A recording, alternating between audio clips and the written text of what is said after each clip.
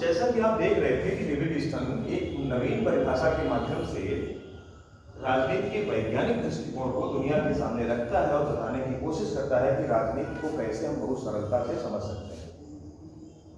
वैसे देखा जाए तो अगर हम उन तमाम व्याख्याओं को कंक्लूजन फॉर्म में देखें तो कई बार एक परिभाषा मुझे याद आती है कि दूसरों के साथ प्रतिस्पर्धा की स्थिति में, बहुत महत्वपूर्ण परिभाषा है, तमाम परिभाषाओं का निचोड़ है, दूसरों के साथ प्रतिस्पर्धा की स्थिति में समाज के दुर्लभ संसाधनों पर अपना प्रभुत्व और नियंत्रण स्थापित करने के प्रयास को राजनीति।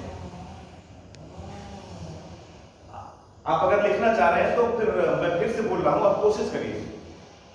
दूसरों के साथ प्रतिस्पर्धा की स्थिति में समाज के दुर्लभ संसाधनों पर,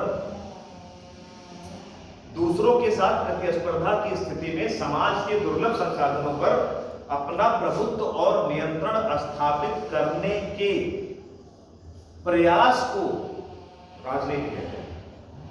और इस पूरी परिभाषा में सबसे महत्वपूर्ण शब्द पता है क्या है? प्रयास। लगता नहीं है लेकिन सबसे महत्वपूर्ण शब्द है प्रयास, क्योंकि आप लगातार संसाधनों पर अपना प्रभुत्व और नियंत्रण करने की कोशिश में लगे। ये कोशिश भी राजनीति है। पाना तो ठीक है, लेकिन हम दूसरों संसाधन पर अपना प्रभुत्व स्थापित करने की जो निरंतर चेष्टा कर रहे हैं, निरंतर जो प्रयास कर रहे हैं, ये प्रयास भी राजनीति कहलाता है।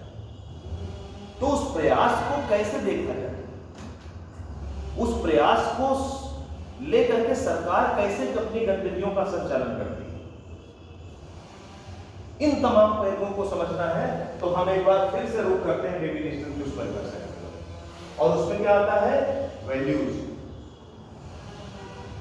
और वैल्यूज की जब बात आती है तो इसको बेहतरीन ढंग से हम तब समझ पाते हैं जब हम एक ग्राफ बना लेते हैं, एक चार्ट बना लेते हैं। और वो चार्ट मुझे याद आ रहा है, अगर हम बना लेंगे तो आपको ज्यादा सहूलियत हो जाएगी। लेकिन ये तीन शब्द भी बड़े महत्वपूर्ण हैं, इनको हमें समझना है तभी वो ग्राफ भी समझ में आएगा।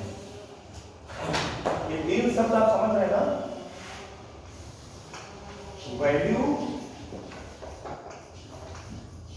एलोकेशन और अथॉरिटेटिव।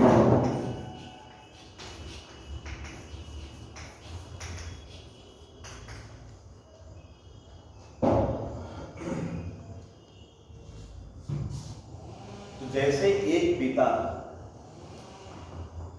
अपने बच्चों की तमाम जरूरतों को चाह करके भी एक साथ पूरा नहीं कर पाता,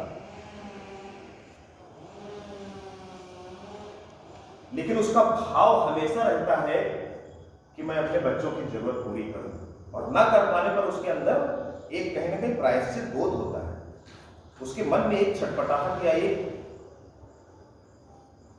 अभाव का भाव उसे परेशान करता है कि बताइए मैं ऐसा पिता हूं जो अपने बच्चों की जायज उचित जरूरतों को भी नहीं पूरी करता। बेटा कोई बात नहीं, इस बार अपनी इस किताब से काम चलाओ और हमें तुम लिस्ट दे दो, जैसे मौका मिलेगा 1-2 महीने में तुम्हारी किताब देंगे। देखो वो लाना चाहता है लेकिन ला नहीं पा रहा। मैं ये बात बोल रहा हूं, अरस्तु ने कहा कि राजनीति में राज्य की छोटी बहन परिवार है, परिवार राज्य की छोटी बहन के तुल्य है।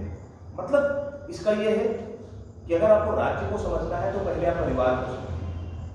परिवार भी राज्य का एक छोटा रूप है। परिवार में वो सारी चीजें दिखाई पड़ती हैं जो राज्य में दिखाई पड़ती हैं। परिवार में एक वयोवृद्ध होता है, गार्जियन होता है, वो अपने आदेश और अपने कंट्रोल से पूरे परिवार को संचालित करता है। और परिवार के प्रति उसमें प्रेम होता है, लेकिन अनुशासन भी होता है, दंड भी होता है, कंट्रोल भी होता है, नियंत्रण भी होता है। वही चीज परिवार में सरकार के साथ है। सरकार अपने नागरिकों के प्रति एक पुत्रवत भाव, नागरिकों के प्रति एक सहज भाव लेकर के चलती है। लेकिन इसका मतलब ये भी नहीं है कि अपने नागरिकों की हर जरूरत को, हर मांग को पूरी कर दे। क्यों? क्योंकि करना तो चाहती है लेकिन सीमा है। करना तो चाहती है लेकिन सीमा है। तो इस सीमा का निर्धारण और विस्तारण कैसे होता है, किसकी मांग पूरी होगी, किसकी नहीं होगी। मांगे तो बहुत है, आप सब मांग रहे हो, लेकिन देने के लिए एक है। अब मैं किसको दूं, और जिसको दूं तो बाकी लोग स्वीकार कर ले, मुझको आरोपित ना बनाए। ये ना कहे कि देखो उसको दे दिया, सर उसको ज्यादा मानते हैं, बाकियों को नहीं दिया। इसका मतलब कोई ना कोई तो तरीका होना चाहिए ना, जिससे कि वो जस्टिफाइड तरीके से डिस्ट्रीब्यूशन हो। इसी पर एक कहावत याद आती है कि एक अनार 100 बीमार, एक अनार 100 बीमार। इस बात का मतलब क्या है कि अगर मान लिया अनार एक दवा है और 100 लोग बीमार हैं, तो ठीक करने का जो दवा है वो एक ही व्यक्ति को ठीक करने की दवा है, 99 को नहीं ठीक कर पाएंगे।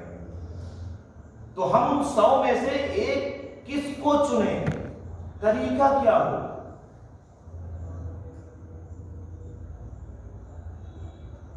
जरूरत 100 को है, वस्तु एक है, अब 100 में से एक को देना है, कैसे दिया जाए। इसी बात को समझाने के लिए एलोकेशन है, आवंटन है, बंटवारा है, कैसे बांटा है, सरकार कैसे डिस्ट्रीब्यूशन करे, एलोकेशन कैसे करे। तो इसके लिए ये ग्राफ हम बनाते हैं, जिसके जरिए आप चीजों को बहुत आसानी से समझ पाएंगे, और बहुत काम की चीज है, हमेशा आपको काम आएगी, बहुत महत्वपूर्ण चीज है, इसलिए आप इसको अपनी कॉपी में जरूर बना लीजिए। अभी ये जो आप देख रहे हो, ये इन्वायरमेंट है किसी देश का। इस इन्वायरमेंट के अंदर एक पॉलिटिकल सिस्टम,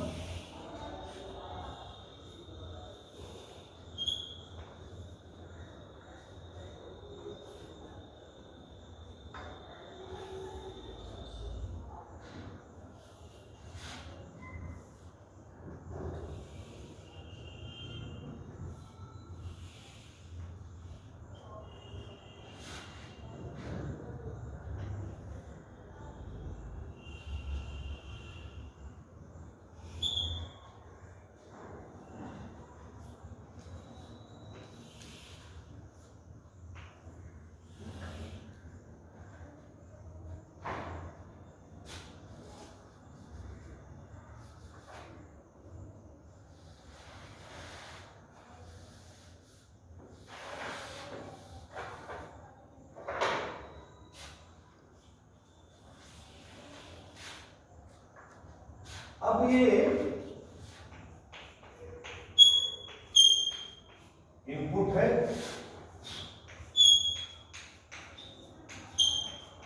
ये आउटपुट है,